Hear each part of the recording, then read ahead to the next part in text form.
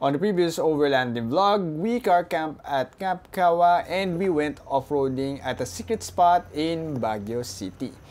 On this episode, we'll be going to Mount Kalugong and Camp Ragsak.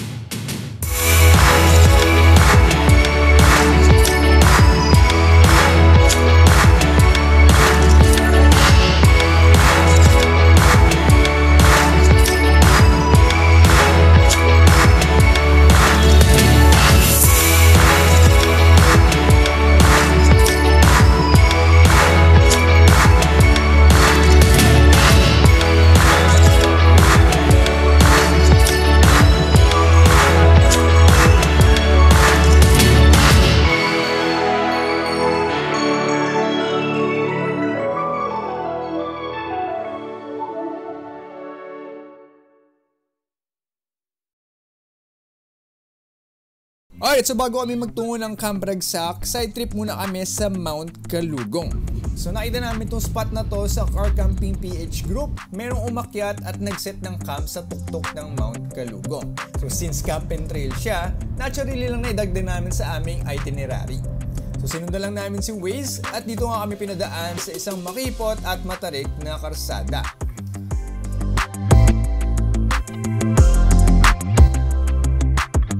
May nakasalubong pa nga kaming Innova nung paakyat, pero buti na lang si Jairo yung dala ko, kaya kahit tuminto, easy lang dahil may hill start assist naman siya. So tuloy lang kami sa pagkakyat, hoping na light trail nga lang yung dadaanan. Ngunit sa dulo, dead end ang sumalubong sa amin at wala kaming nadaanang trail. Since malapit na yung pin dun sa Google Maps, naisipan na lang naming lakarin. Yan. So entrance, environmental 100.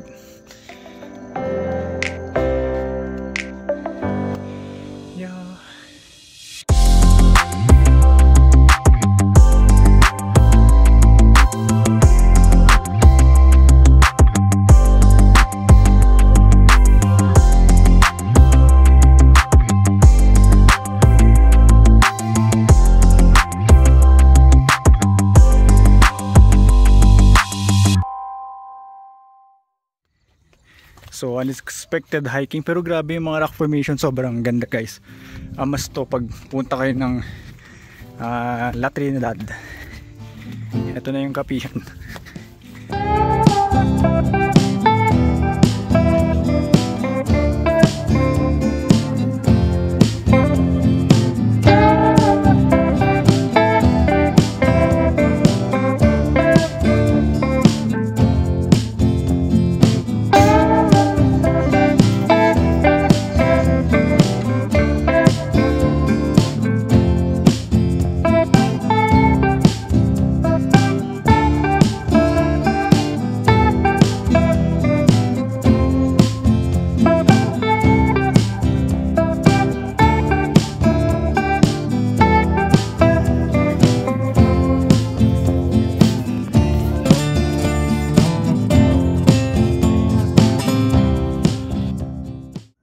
Alright, so tapos na tayong kumain sa kapean and pupunta na tayo sa Camp Ragsak, which is somewhere over that other side, ano. Alright, so that's it for Mount Kalugong. And initially ang plan namin is mag-off-road ako papaakyat dito. Pero yung pala, una, mali yung napuntahan namin. So sa other side kami umakyat. Pangalawa, nagpapapasok lang sila ng sasakyan kapag overnight guest ka or staying guest dito sa Mount Kalugong. So merong camping area banda dyan or magkakabin ka doon sa may kanina, yung area, no. So yun lang yung way para makapag-akit ka ng sasakyan dito sa Mount Kalugong. So dito kami nang galing kasi dito kami pumasok, yung matarik kanina. And ito yung dadaanan mo. So pag mga day guest or day trip lang, dito ka dadaan. And then yung pala, kung akit kayo dito gamit ng sasakyan nyo, 4x4 lang yung pwede. So hindi kakayanin ng mga 4x2 and mga sedan or any low vehicle, ano. Kailangan may high clearance kasi nakita ko yung daanan, sobrang putik niya. Mapula-pula siya, medyo orange yung soil, ano. Ayun, no, nakita nyo, parang ganyan siya. So yun, 4x4 lang, overnight guest para makapag dala ka na sakyan sa taas ng Mount Kalugong. So maybe next time balik kami dito, ano, pag natipan, kasi Camp Kawa, and then yung secret spot sa Baguio, and then Baguio City mismo. Na-enjoy ko naman. Second time ko to. Unang time ko is way mga 4 years old ata ako nun. And na-enjoy ko naman. At saka ang lamig dito. Parang ever since dumating kami ng Baguio, hindi ako pinagpawisan. So yun, punta na tayo ng Camp Ragsak.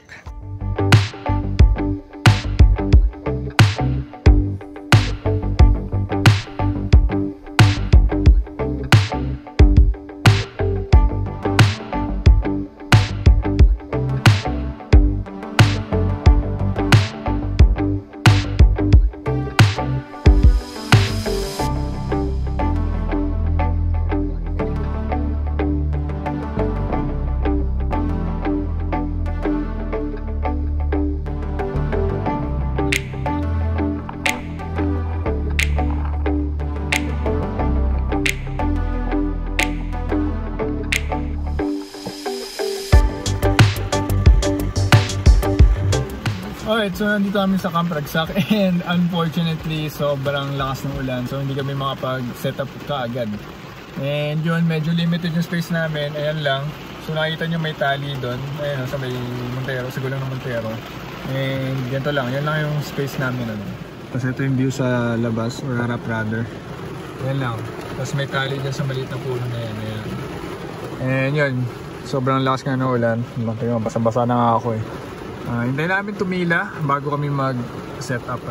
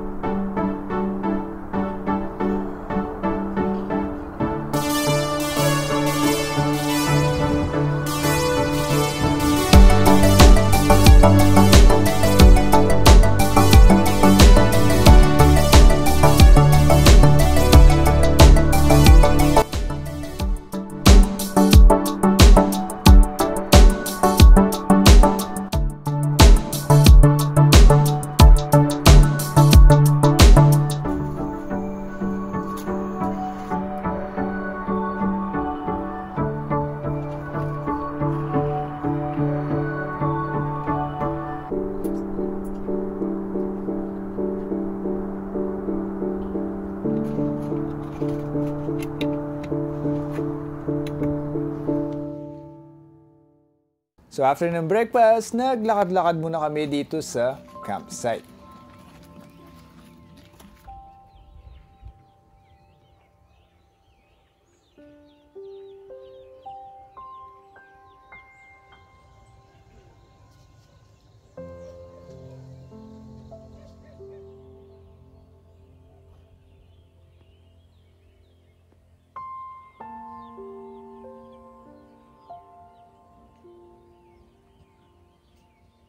And then we stumbled upon this group at narinig namin sa kanila na meron daw hiking trail papunta ng Warrior's Nest. So we decided to check it out for a little morning adventure.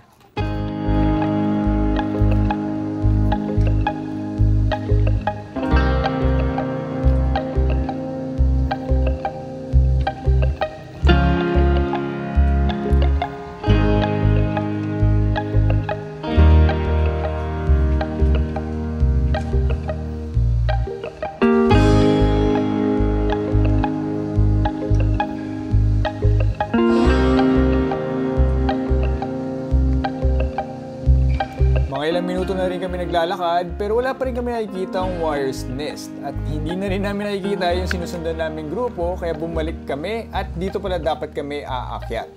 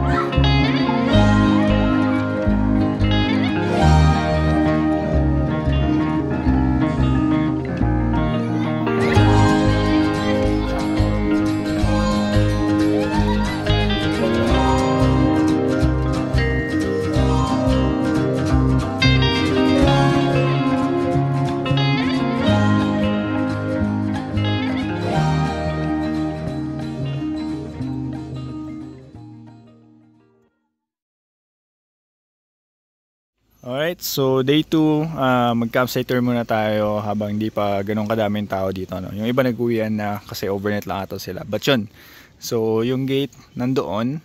So ito yung car camping spot mo. Tsaka dun sa kabila, mamaya ikutin natin yun dun. Tapos yun, ito yung view mo dito. Sa side na to. So ito, yung baba niyan is La Union na. Ano? Tapos dito sa kabilang side, pakita ko muna sa inyo yung CR, no? So punta tayo dun. So yun nga pala, yung mga lots dito divided yan. So hindi siya parang free space. And car camping side din dito. And then yung CR dyan sa baba na yan, pababa. Tara. So dun yung camp namin sa taas, dito lang yung CR sa baba, no? So female dun sa other side, dito yung male. So mabilis ang silip para makita nyo yung CR. So alam nyo yung na-expect nyo. So lababo dito sa labas, urinal, and then toilet. May bidet rin, and maayos rin yung water supply. Kung nanginakang ka sa bidet, may tabo naman. So yan ang CR dito. Then sa labas ng CR, ito merong hugasan dito, dishwashing area, no? Tapos yun, that's pretty much the CR. Punta tayo dito. Ito yung isang daanan papunta sa taas kanina. So ito, dito yung mga tent pitching area. So meron din mga picnic tables. Ayan. So alam ko, pwede ka mag-pitch ng tent dito. Kaya ito yung spot na to, lagyan mo lang ng trapal, ano. Ayan. And then yun, isa pang spot doon. Hindi yan car camping spot. Tent pitching lang din. Tapos yung sa kabila. Yung sa kabila yung mas magandang view eh. And ito, kita mo dito yung yung strawberry farm, part ng La Trinidad, tapos sa kabila ata yung Baguio City. Yun doon. Sige, akit tayo para may better view tayo. So dito hindi lang ganun ka masyadong sementado. But yan, maganda spot. Ayan, oh. Akit pa tayo. So nakita nyo, yun yung setup namin doon. Then ito yung view dito. Yan. So tulad na nakita nyo kanina, yung mga drone shot, morning shot, time-lapse. Ito yung view dito sa kabilang side. So pinaka-solid na spot is either this one tsaka to, para dalawa yung view mo, kabilaan dito tsaka dito ano. So yun, explore pa natin further dun sa kabila. Tapos ito yung kabilang tent pitching area. Ito yung magandang spot kung magte-tent lang kayo, hindi car camping. So ito yung view mo dito, di ba? Mas maganda compare dun sa kabila. Tapos yung sunrise nandoon sa part na yun. Ayan. Yan yun, di pala, meron silang mga ganyan. Pwede mong sabitan ng hammock. Yan yung bakal na yan. Kung gusto mo maghammock ano. So ito yung mga tent pitching area. Doon naman tayo sa kabilang site ng car camping spot. So katabi lang ng tent pitching area, meron din CR dito. So dalawa yung CR nila dito tsaka yung sa kanina no. So same looks lang din yun, naka-tile din naman dito. Then kung meron kayong mga kailangan, andito din yung staff nila. Yan. Tapos ito na yung kabilang spot ng car camping area. So ito yung other area ng car camping. And maluwag-luwag rin naman. So parang 4 groups ata pwede dito, or 4 vehicles no? Then ito naman yung view mo dito. Yan. So okay rin dito. Tapos may ginagawa lang dito na yung kukunin din yung bahay or parang Airbnb din dito sa Ragsak ano. Then yun, viewing deck ata. But yeah, that's pretty much it dito sa Camp Ragsak. Tapos yung Warriors Nest, dun yung pababa niyan, meron dun daan papunta sa kabila. And yan. That's pretty much the camp tour here dito sa Camp Ragsak.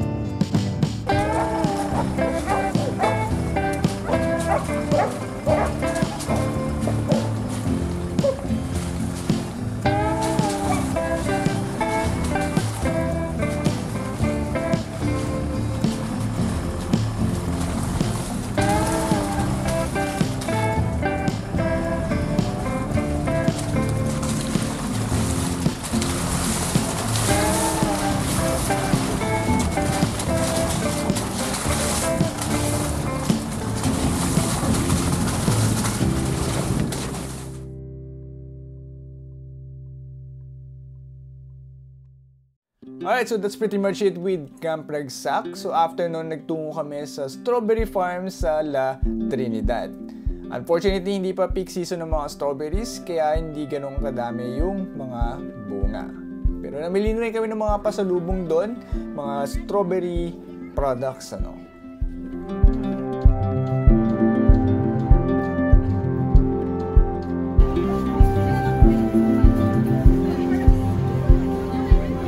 Ayan, ang dami po naming pinamili. Ang mura dito. So now it's time for the review ng Camp Ragsak. Alright guys, so that's it for Camp Ragsak and our Baguio Benguet. Benguet kasama sa Baguio, kasama sa Benguet ng Baguio, di ba? Benguet yung Baguio. Oo nga. So yun yung Benguet trip namin. So hindi lang kami nag-car camping, may ginawa rin kami mga side trips, mga kainan na dito mo lang makikita sa Baguio and hindi sa Metro Manila, and of course mga souvenirs like strawberry jam. Basta yung mga specialty ng La Trinidad tsaka Baguio, no? So yan, quick campsite review, Camp Ragsak. Go Kai, ikaw muna, quick review.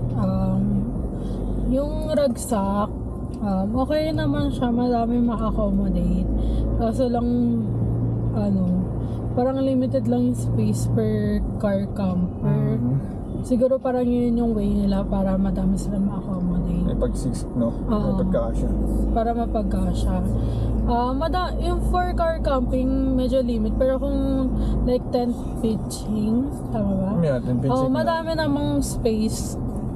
Pero yun lang, if car camping, paunahan talaga kayo ng magandang spot. Tapos, CR, yung concern ko lang sa CR, masyadong mababa yung pinto. Yeah. Hanggang dito ko lang yung natatakpan. So, pag naliligo ka, kailangan sinasarado ko pa yung main door. Tapos, ano ba? Yun, maganda yung view. May city view ka, tapos meron din parang mga nature or view. Ng bundok. Yun, so rate ko sa kanya siguro mga 8 out of 10. So sa akin naman, bukod doon sa mga sinabi ni Kai, isang concern pa is yung shower area ng liguan ng mga lalaki. So ako tinitignan ko yung sa side nung pang-meal, wala ako makita nakakandado, pati sa kabilang CR wala rin ako makita. So yun lang, nakalimutan ko lang din tanungin kung saan ba yung paliguan. Pero walang heater. Ha? Walang heater. Wala din daw palang heater. So malamig talaga.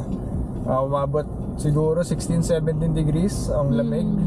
Parang pero 17 sa Tanay Rizal parang hindi ganun kalamig no? Sa hayatos natin, iba no? Basta mas malamig pa siya kasi bukod sa lamig mismo may hangin pa, so lalong nagpapalamig yung buga ng hangin, no?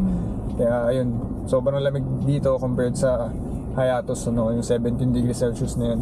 And sige, pag-usapan naman natin yung accessibility for car camping. Yes, accessible siya sa mga sedan. Kung nakita niyo yung mga clip kanina, merong Honda City doon na nakaabot sa taas, ano. So 4x2 kaya rin.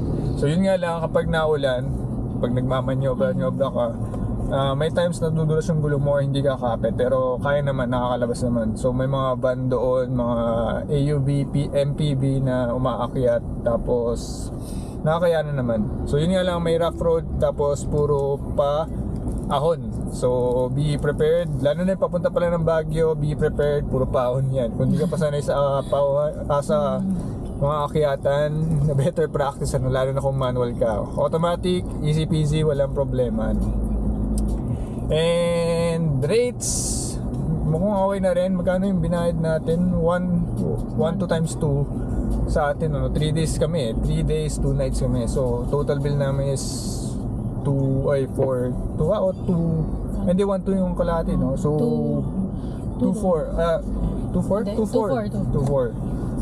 So car camping yun.